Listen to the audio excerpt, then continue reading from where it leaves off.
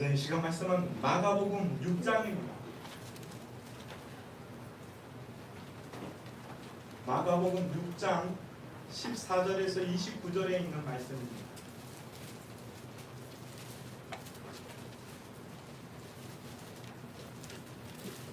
마가복음 6장 14절에서 29절에 있는 말씀 교독합니다. 이에 예수의 이름이 드러난지라 헤롯 왕이 듣고 이르되 이는 세례 요한이 죽은 자 가운데서 살아났도다. 그러므로 이런 능력이 그 속에서 일어나느니라 하고 어떠지는 누가 엘리야라 하고 어떠지는 누가 선지자니 예수의 나와 하되 헤롯은 듣고 이르되 내가 목된 요한 그가 살아났다 하더라. 그러나 헤롯이 선지자와 동생 빌립의 아내 헤로다의 장관으로 이 여자를 위하여 사람을 보내어 요한을 잡아오게 하였으니 이는 요한이 헤롯에게 말하되 동생의 아내를 취하는 것이 옳지 않다 하였습니다. 헤로디아가 요한을 원수로 여겨 죽이고자 하였으니 이보다 헤롯이 요한을 의롭고 거룩한 사람으로 알고 두려워하여 보호하며 또 그의 말을 들을 때에 크게 번민을 하면서도 달갑게 들으미려라. 마침 기회가 좋은 날이 왔으니 곧 헤롯이 자기 생일에 대신들과 주전들과 자기의 귀인들로 불러 자치하였으니 헤로디아의 딸이 친히 들어와 춤을 추어 헤롯과 그와 함께 앉은 자들이 기쁘게 한지라. 왕이 그 소녀에게 이르되 무엇이든지 내가 원하는 것을 내게 구하라 내가 주리라 하고 또 메시아를 이것이 내가 내게 구하면 내가 나의 주관하리라 하시니라. 그가 나가서 그 어머니에게 말하되 내가 무엇을 구하리이까. 그 어머니가 이르되 세례 요한의 머리를 구하라 하니 그가 왕에게 왕기는 나오라 구하되 세례 요한의 머리를 구하여 내게 주기를 나옵나이다 하니 왕이 심히 근심하나 자기가 맹세한 것과 그 앉은 자들로 인하여 그를 거절할 수 없는지라. 왕이 무엇이 명하를 보내어 요한의 머리를 구하라 하니 그 사람이 나가 예수로 왕을 구하여 그 머리를 소반에 얹어다가 소녀에게 주니 소녀가 이것을 그 어머니에게 주니라. 요한의 제자들이 듣고 와서 시체를 가져다가 장사하니라. 아멘. 할렐루야. 네. 서로 인사 나누시겠습니다. 사랑합니다. 존경합니다. 존경합니다. 한 주간 편안하게 잘 보내셨죠? 벌써 7월이 지나고 8월 첫 주. 8월에도 또 무더위가 계속 될 것 같고 여러 가지 또 일들도 있겠지만 가정에 또 주의 은혜와 평강이 가득하게 되기를 주님의 이름으로 축복합니다. 오늘 말씀은 참 우리가 신앙생활 하면서 극히 경계해야 될 말씀, 성경 전체적으로도 나오는 말씀, 아론 때부터 그러니까 신의 광야에서부터 끊임없이 있어왔던 모습들. 자, 어떤 말씀이 우리를 지금 우리에게 또 말씀하고 있는지 우리가 들어야 될 텐데 요약하면 이렇습니다. 아론과 이스라엘 백성들이 그 광야에서 경험해야 되는 문제들이었죠. 하나님의 성전 앞에서도 경험해야 되는 문제들. 여로보암도 역시 마찬가지였고 새벽 예배 시간에 나오시는 분들은 아실 것 같은데 하나님은 우리 중심을 보시는 하나님이시다. 할렐루야. 하나님은 우리 중심을 보시는 하나님. 그 하나님 앞에서 우리가 어떠한 흉내라든지 어떠한 유사한 행위라든지 그러니까 유사한 예배의 행위도 하나님 앞에는 하나님을 속일 수가 없다. 아론이 하나님을 섬기지 않는 것이 아니죠. 하나님이 계신 것을 알았고 하나님을 섬겼습니다. 제사장으로서 섬겼습니다. 그럼에도 불구하고 백성들이 원할 때에 무엇을 만들었다고요? 우상을 만들어서 이것이 너희 하나님이다. 너희가 섬겨야 될 하나님이다. 이 일이 하나님 앞에서는 심판받을 죄가 될 거죠. 자, 솔로몬 이후에 남북이 갈라집니다. 여로보암이 10지파 북이스라엘을 다스리면서 자신들의 백성들을 빼앗길 것 같아서 단과 베델에 우상을 만들게 되죠. 우상을 만들면서 그곳에 높은 송아지를 만들면서 뭐라고 얘기합니까? 야, 이제 너희 하나님 섬기러 예루살렘에 갈 이유가 없어. 이곳에서 하나님을 섬기면 돼. 이미 북이스라엘에서는 하나님을 진실되게 섬겼던 선지자와 제사장들은 다 남유다로 넘어가고 말았습니다. 제사장들이 부족한 거죠. 그랬더니 흉내내는 제사장들을 세우기 시작합니다. 자신들이 원하면 얼마든지 제사장이 될 수 있는 거, 예배 인도할 수 있는 거. 여로보암의 죄라고 얘기하는 것은 대명사가 되죠. 여로보암의 죄로 말미암아 이스라엘 백성들이 죄악에 빠지게 되었다.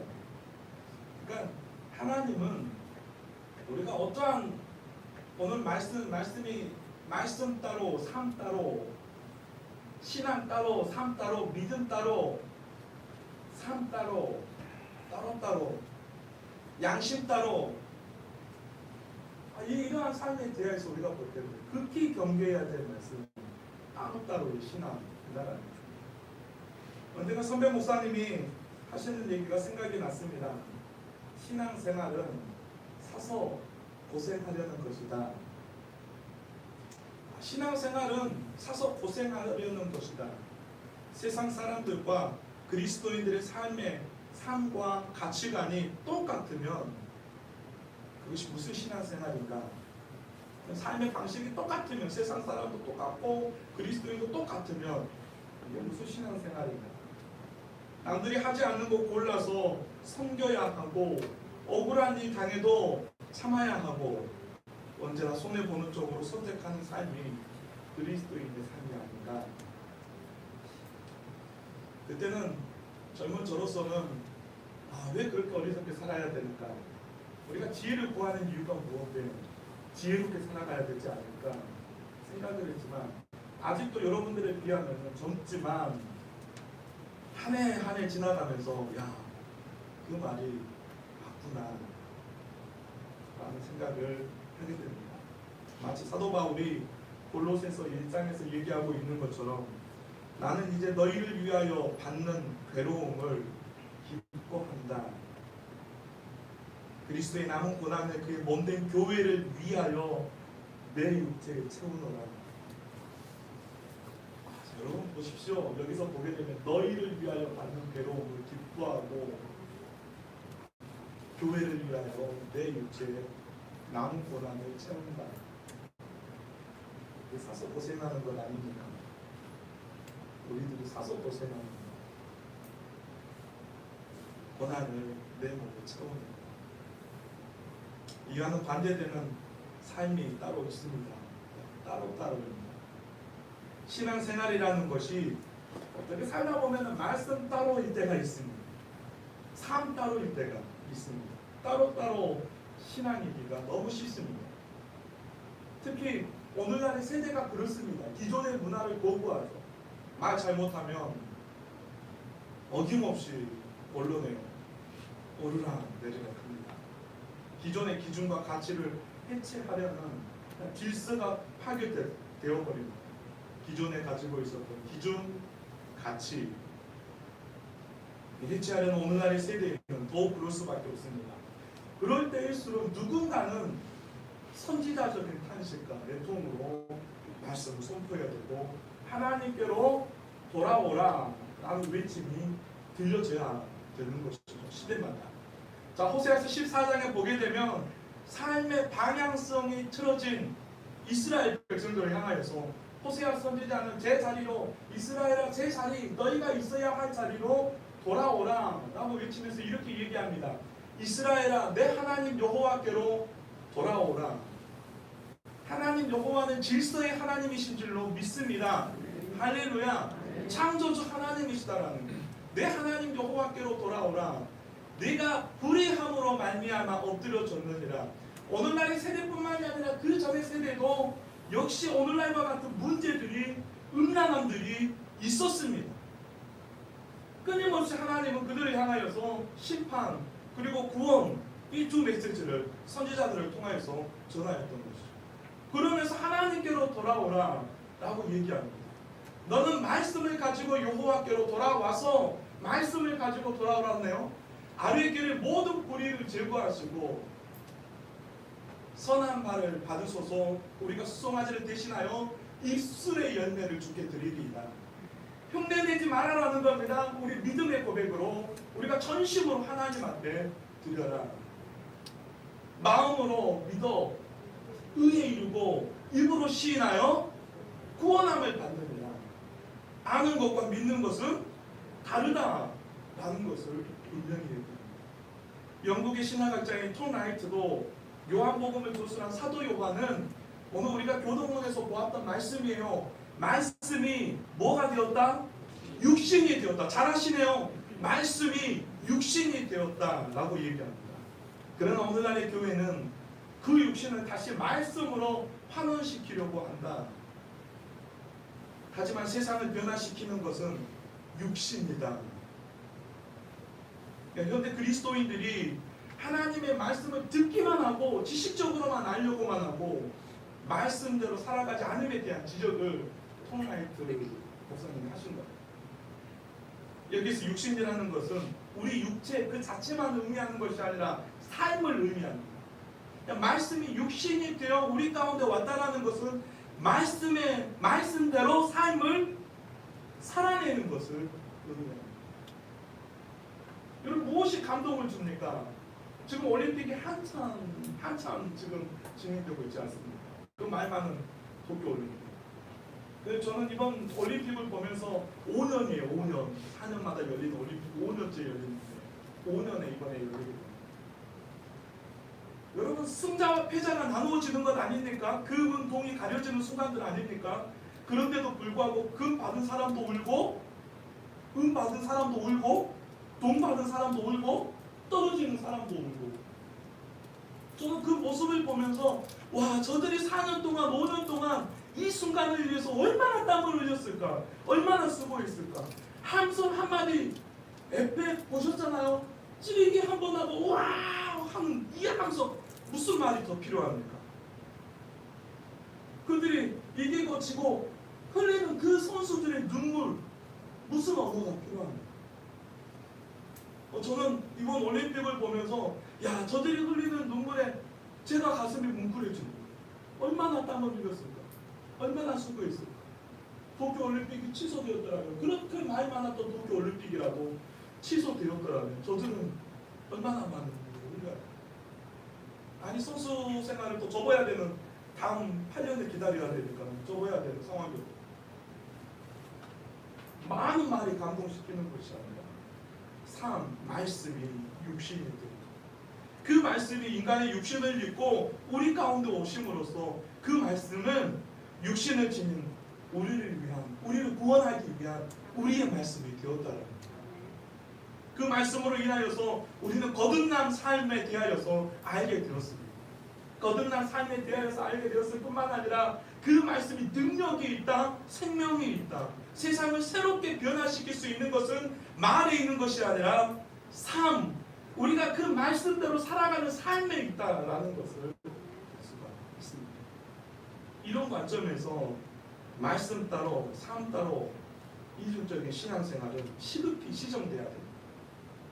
그래서 계속해서 제가 강조하는 것이 근면에는 아는 것과 믿는 것은 다르다. 말씀과 삶이 연결되지 않는 신앙은 그 자체로 이미 신앙이 아니다라는 예수님께서 오늘 본문 직전에 있는 말씀이죠. 12제자를 파송합니다. 파송하고 곳곳에서 주의 말씀을 전하게 합니다. 하나님의 나라도 알지 못하는 하나님의 나라에 대하여서 가르칩니다. 예수님의 이름이 제자들을 통하여서 갈릴리 북부뿐만 아니라 이방 나라에까지 전하여지게 된 계기가 됩니다. 그래서 14절에 보게 되면 이제 예수님의 이름은 분봉왕, 당시 갈릴리 도를 다스리고 있던 분봉왕 헤롯 안티파스에게도 들려지게 됩니다. 이때 이미 사람들은 예수 그는 누구일까? 라는 질문들을 다 가지고 있었습니다. 도대체 저분 누구야? 일반적으로 사람들이 가지고 있는 생각은 두 가지였죠. 오늘 본문에도 언급되고 있는 것처럼 어떤 사람들은 엘리야라고도 하고 어떤 사람들은 선지자 중에 하나라고도 합니다. 자, 나중에 가이사랴 빌립보에서 고백하고 있는 것처럼 또 하나의 설, 이 와중에 또 하나의 설이 등장하게 되는데 바로 그 새 요한이다라고도 합니다라고 들려오는 말씀. 오늘 배경이 예수 그는 누구인가? 엘리야라고도 합니다. 새 요한이라고 합니다. 선지자 중에 하나라고도 합니다. 나는 이 세 가지 얘기를 일반적으로 사람들이 가지고 있는 설 중에서 바로 이 세 번째 설, 세례 요한이라고도 합니다라는 설 배경이 있는 거죠. 바로 헤롯 왕의 말, 내가 못 뵌 요한 그가 살아났다 하더라. 얘기합니다. 요세푸스의 기록에 보게 되면 오늘 본문에도 나타나지만 그 비하인드 스토리를 보게 되면 갈릴리 지역을 물려받았던 분봉한 헤롯 안티파스가 로마로 가기 위하여서 동생 이복 동생인 빌립이 다스리는 도를 지나가게 됩니다. 근데 빌립을 방문하게 되는데 빌립 이복 동생의 아내 헤로디아를 보고는 그만 둘이 사랑에 빠지고 말아요. 결혼하기 위하여서 이 헤롯 안티파스가 그때 당시에 나바티안, 그 성교신뢰 가신 분들은 나바티안 그 요르단에 있었던 그 국물, 그 인디아나 조스에서도 나오는 그 큰 나라, 감춰졌다가 모래에 감춰졌다가 발견되는 국가, 순식간에 사라져버리는 국가에 대해서 알고 있습니다. 이 나바티안 공주예요. 나바티안 공주를 이혼합니다. 이혼하게 되고 헤로디아, 빌립 이복 동생 빌립의 아내였던 헤로디아를 자신의 아내로 결혼하게 되는 것이죠. 이는 유대교 율법에 분명히 금하고 있는 내용입니다.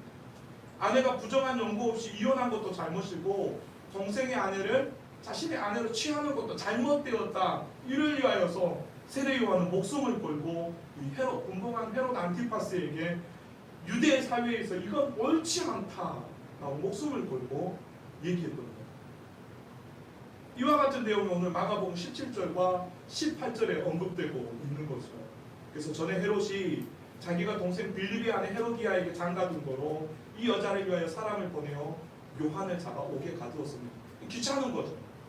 옥에 가두라. 오늘 마케루스라고 얘기하는데, 그리고 이는 요한이 헤롯에게 말하되 동생의 아내를 취한 것이 옳지 않다 얘기합니다. 자, 이렇게 헤롯이 세례 요한을 잡아서 감옥에 가둡니다. 그러나 헤롯은 세례 요한을 어떻게 여겼냐면 의롭고 거룩한 사람으로 알고 두려워하며 보호했죠. 세례 요한의 말에 부담을 느끼면서도 한편으로는 달갑게 들었다라고 얘기합니다. 이 말은 헤롯 안티파스가 헤로디아와 결혼한 것이 잘못되었다라는 것을 알았다 몰랐다? 본인도 알고 있었다. 그 일이 양심에 찔렸다는 얘기입니다. 그러나 잘못인 줄 알면서도 죄를 버리지는 못했습니다. 이것이 바로 성경이 말하는 완악함이죠. 완고함. 잘못된 걸 알면서도 돌이키지 않는다. 괴로워하면서도 요한의 말을 달게 듣고는 있지만 진리를 따르기로 결단하지 못합니다. 실제 19절에 보게 되면 헤로디아의 증오로부터 이 일에 대해서 헤로디아가 그 증오를 갖게 됩니다. 증오로부터 세례 요한의 생명을 지켜주었던 것도 이 헤롯 안티파스였습니다. 또한 세례자 요한을 참수하라는 명령을 어쩔 수 없이 시행할 때 먼저 괴로워했던 부분들도 오늘 성경 본문에 언급하고 있습니다. 그래서 요세푸스는 그 역사서에서 언급하기를 헤롯 안티파스에게 있어서 헤로디아는, 그러니까 빌립의 아내였던 헤로디아를 아내로 맡겨야 되는데 헤롯 안티파스에게 있어서 헤로디아는, 그러니까 마치 구약의 아합 왕에게 있어서 누구와 같다? 이세벨과 같다라고 요세푸스는 전해를 내립니다. 그럼에도 불구하고 헤롯 안티파스는 다른 유다나 빌라도 총독과도 같이 세례 요한을 죽인 왕이라는 안명을 쓰게 됩니다. 요한을 증오하던 헤로디아가 마침 기회를 잡게 됩니다. 헤롯이 자기 생일에 지역의 높은 관리들, 천부장들, 갈릴리 주요 인사들을 다 부른 잔치를 개설하게 되는데, 그곳에서 그러니까 뭐라고 얘기해야 됩니까? 계부, 그렇죠? 그러니까 헤로디아의 딸 살로메가 와서 춤을 추는 거예요. 헤롯은 술에 취하였고 유부 딸인 이 살로메의 춤 때문에 기분도 좋아서 그만 어리석은 약속을 하고 말죠. 22절에 보니까 무엇이든지 네가 원하는 것을 내게 구하라, 내가 주리라. 분봉왕의 신분이에요. 로마에 의해서 세워진 허수아 비뿐인 신분이다라는 거예요. 자, 유대 사회에서 생명도 로마의 허락을 받고 죽일 수가 있었어요. 그러니까 로마의 허락이 떨어지지 않으면 사형 선고도 내릴 수가 없을 상황입니다. 분봉한 헤롯이다. 그런데 무엇이든지 내가 원하는 것을 내게 구하라, 내가 주리라. 뿐만 아니라 23절에 보게 되면은요, 심지어는 네가 내게 구하면 내 나라의 절반까지라도 주리라. 로마가 허락하겠어요? 상식적으로는 전혀 말도 가당치도 않는 지금 말을 허세를 부리고 있는 겁니다. 언제든지 로마에 의해서 폐위될 수 있는 왕입니다.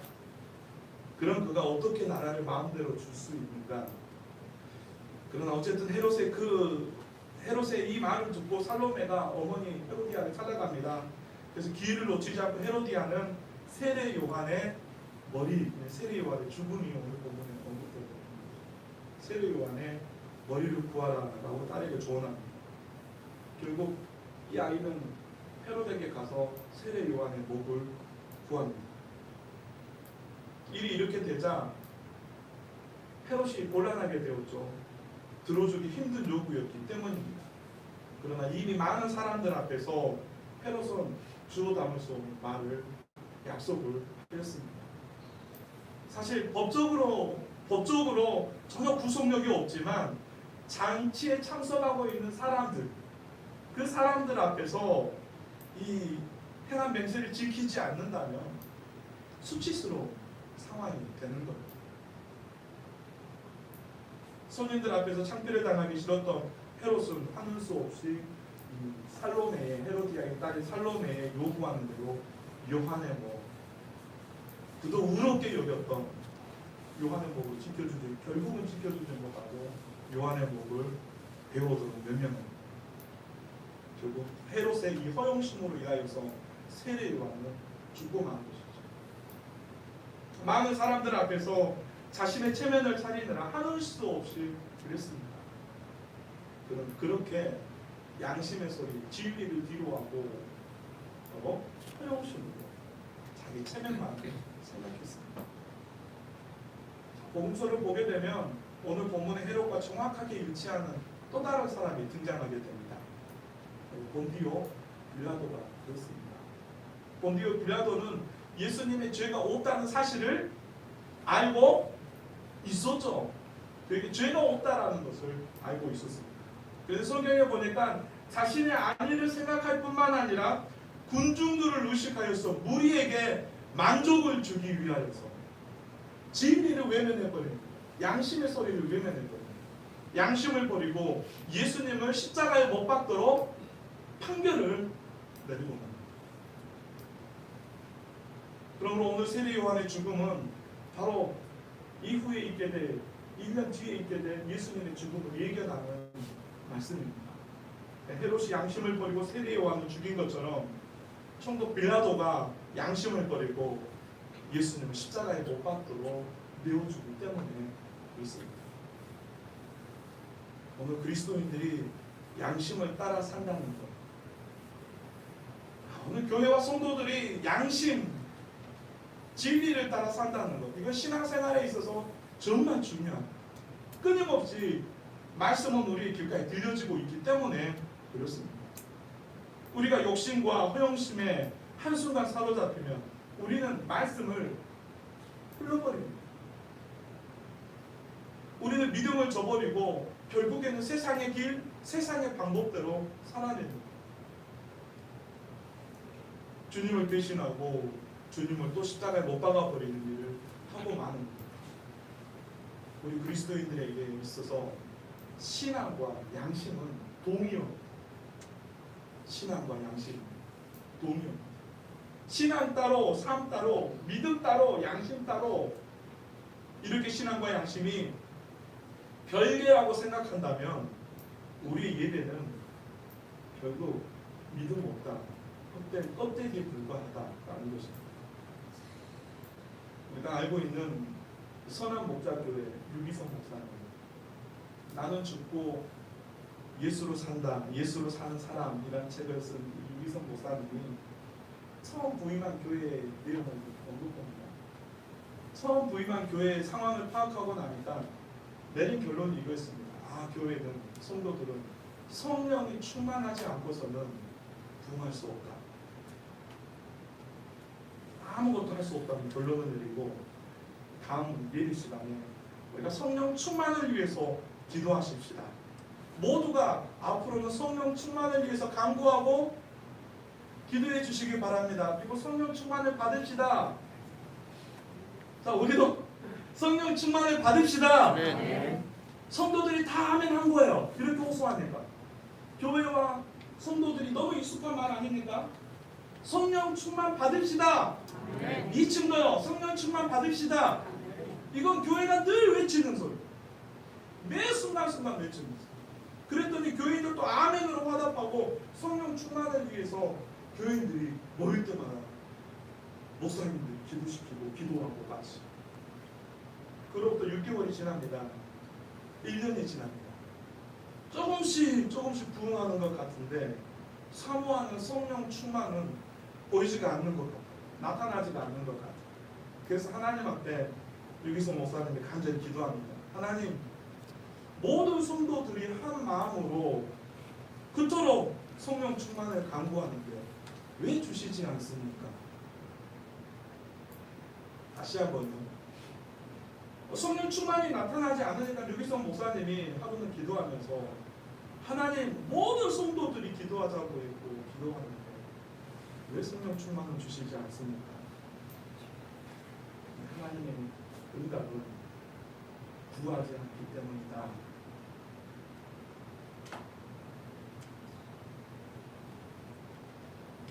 이해가 되지 않았습니다. 분명히 모든 교인들이 성령 충만을 간구하는데 주님은 아니시라고 하기 때문입니다. 그래서 유기성 목사님이 시간 날 때마다 한 번씩 붙잡는 거예요. 성령 충만을 위해서 기도하십니까? 성령 충만을 위해서 기도하십니까? 생각날 때. 성령 충만을 위해서 기도하십니까? 잊어버렸네요. 성령 충만을 위해서 기도하십니까? 글쎄요.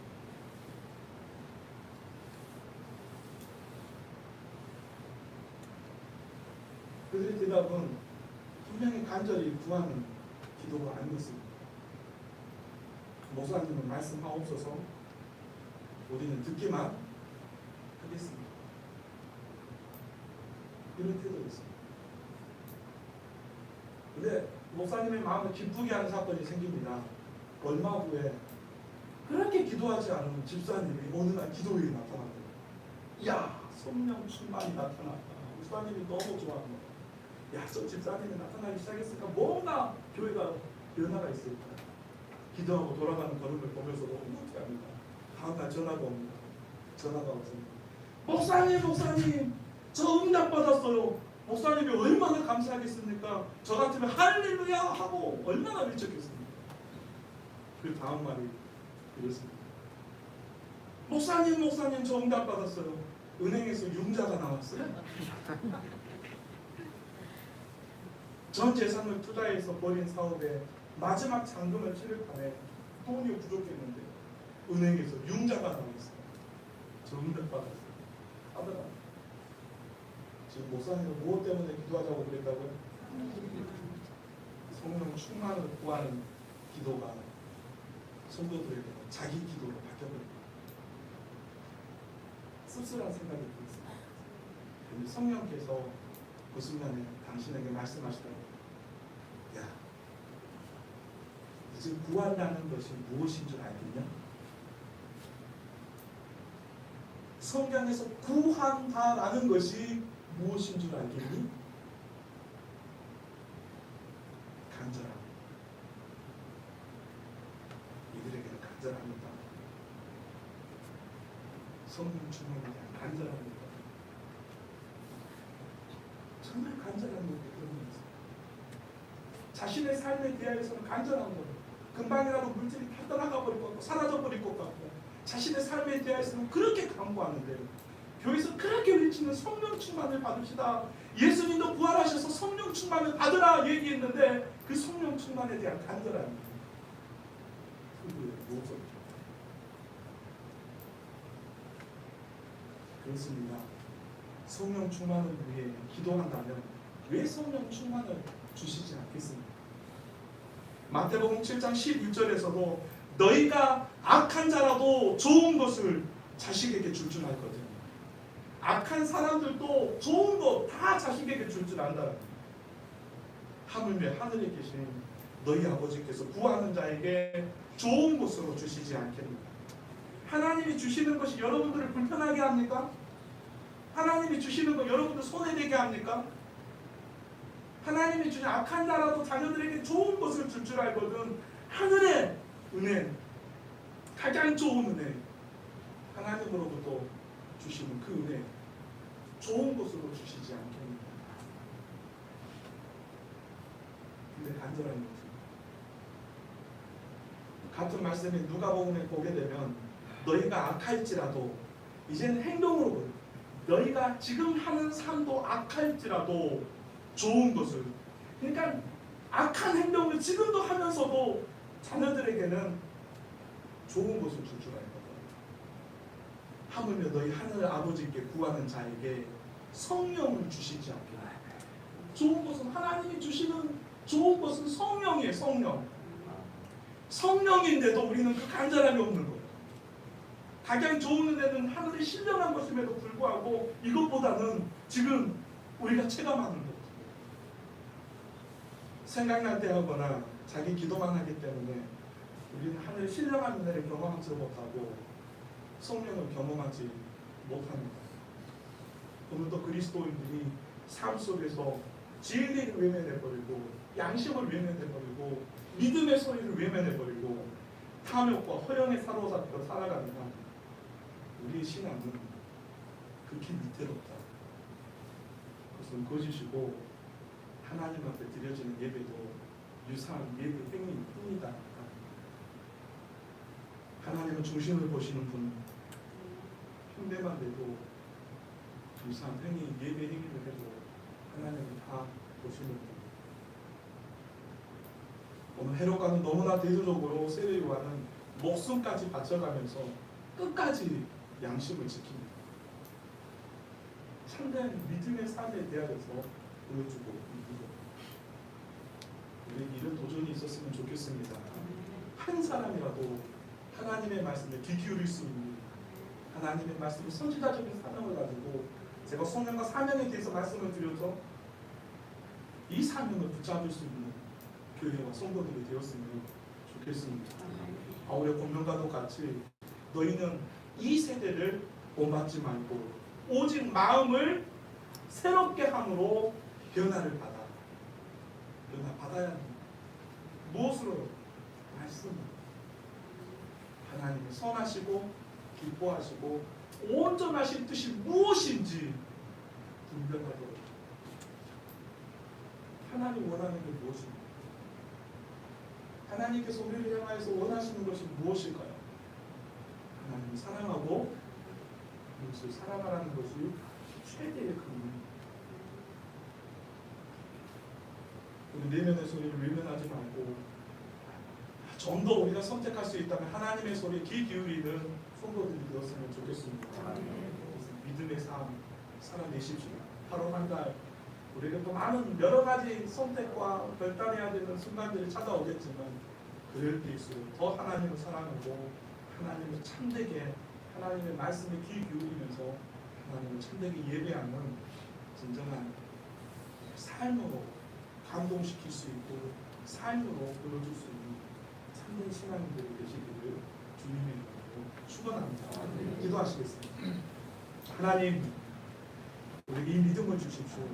말씀을 듣는 즐거움을 주시고 정말 헤롯에게 달갑게 여기면서도 진리를 거부했던 마음이 아니라 하나님의 말씀이 우리 안에 역사하게 알려주시고 하나님이 선하시고 기뻐하시고 온전하신 뜻이 무엇인지 분별하게 알려주시고 우리가 선택할 수 있다면 우리가 결단할 수 있다면 하나님의 말씀대로 선택하며 하나님을 기쁘시게 하는 삶을 살아내게 하여 주시옵소서.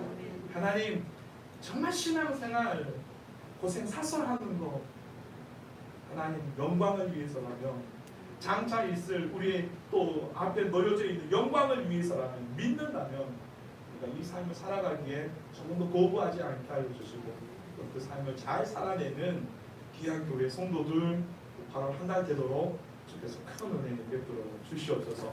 우리에게 이 믿음을 더해가실 것을 믿사옵고 예수님 이름으로 간절히 기도드립니다. 아멘. 내 마음의 주를 향한 사랑이 찬송하시